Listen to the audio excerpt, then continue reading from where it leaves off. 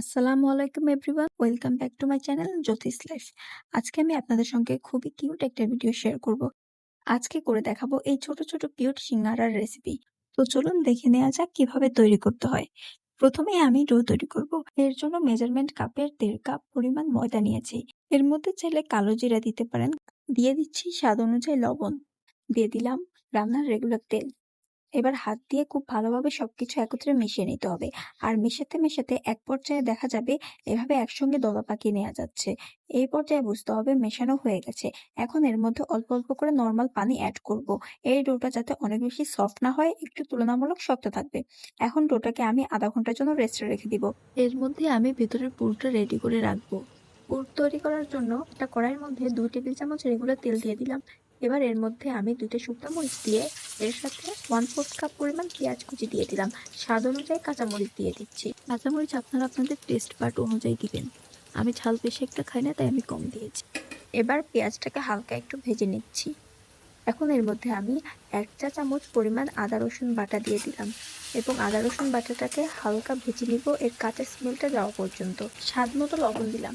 এখন এর মধ্যে 1 চা চামচ পরিমাণ জিরার গুঁড়া, 1/2 চা চামচ পরিমাণ পাঁচফোড়ন গুঁড়া, 1 চা চামচ লাল মরিচের গুঁড়া ও 1/2 চা চামচ হলুদ গুঁড়া দিয়ে দিলাম। এবার মশলাটাকে হালকা একটু কষিয়ে নিচ্ছি।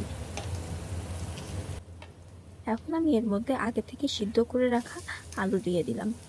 এখানে 3টা মাঝারি সাইজের আলু আছে। আলুটাকে আমি আধ ভাঙা করে নিয়েছি। আলু দেওয়ার পরে মশলার সাথে ভালোভাবে মিশিয়ে নিলাম। এবার এর মধ্যে ডাবলি ডাল দিয়ে দিচ্ছি 1/4 কাপ। আপনারা চাইলে এর পরিবর্তে বাদাম দিতে পারেন।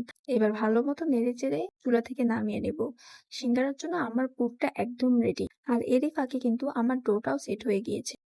ডোটাকে আমি ছোট ছোট টুকরো করে নিয়েছি। এখন আমি সিঙ্গারা তৈরি করে নিব। এর জন্য প্রথমে একটি রুটি বেলে নিচ্ছি। সিঙ্গারার রুটিটা একটুখানি লম্বাটে করে বেলে নিতে হবে। এবার মাঝখান থেকে কেটে নিচ্ছি। একটা রুটি থেকে 2টা করে সিঙ্গারা তৈরি হবে। এটা হয়তো কম বেশি আমরা সবাই জানি। এখন আমি সিঙ্গারার ভাঁজটা দেব। তো আমি আপনাদের দেখিয়ে দিচ্ছি কিভাবে ভাঁজটা দিব। অবশ্য আমার ভাঁজ দেওয়াটা এখনো দক্ষ হয়নি।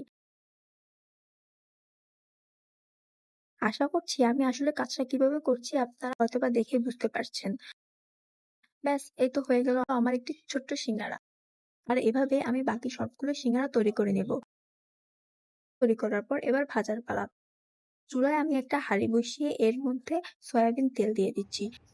যেহেতু সিঙ্গারা ডুবো তেলে ভাজতে হয়, তাই তেলটা একটু পরিমাণে বেশি নিচ্ছি। তেলটা যখন হালকা গরম হবে, ওই পর্যায়ে সিঙ্গারাগুলো তেলে দিয়ে দিচ্ছি। তেল অনেক বেশি গরম করে সিঙ্গারা কখনো দিতে যাবেন না, তাহলে উপরটা খুব দ্রুত হয়ে যাবে কিন্তু সিঙ্গারার ক্রিস্পিনেসটা থাকবে না। তাই সিঙ্গারা ভাজার সময় একটু ধৈর্য ধরে সময় নিয়ে ভাজতে হবে।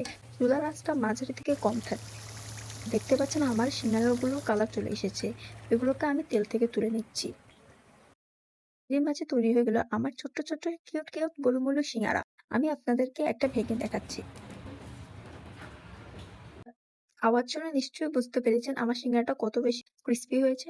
এই সিঙ্গারাটা আপনারা সস বা মেয়োনিজের সাথে পরিবেশন করতে পারেন। তবে আমার কাছে সিঙ্গারা মেয়োনিজ দিয়ে খেতে বেশি মজা লাগে। মেয়োনিজের রেসিপি আমার চ্যানেলে শর্টসে আপলোড করা আছে। লিংকটা ডেসক্রিপশন বক্সে দিয়ে দিব, আপনারা চেক করে নিতে পারেন।